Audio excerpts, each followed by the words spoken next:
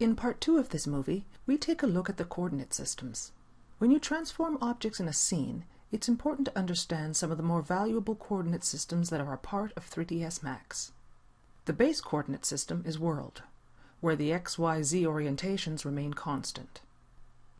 This means no matter which viewport is active, the x, y, and z axes do not change, and the z-axis is vertical. However, using the world coordinate system in 3ds Max is not always the most productive way to work. As you transform objects in the scene, you're more likely to use the default view coordinate system. View works like world if the active viewport is a 3D view-like perspective.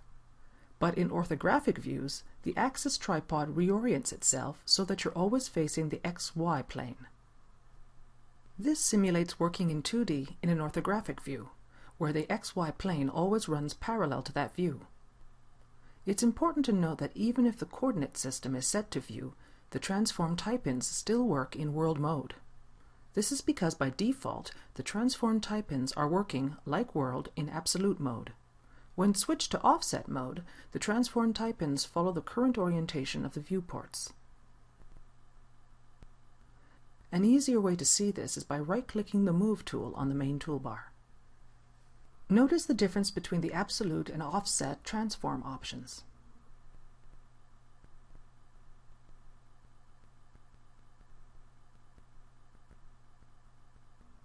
Another useful coordinate system is local.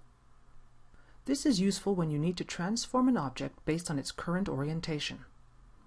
Notice how the local orientations of the three jeeps are different as they are facing three different local Z directions.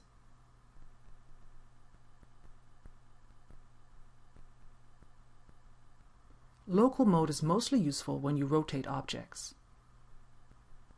Notice how at this time the rotor blades are piercing through the body of the helicopter.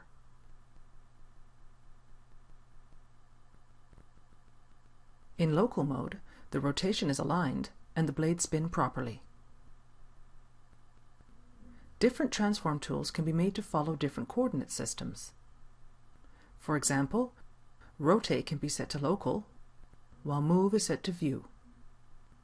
This is an important time saver.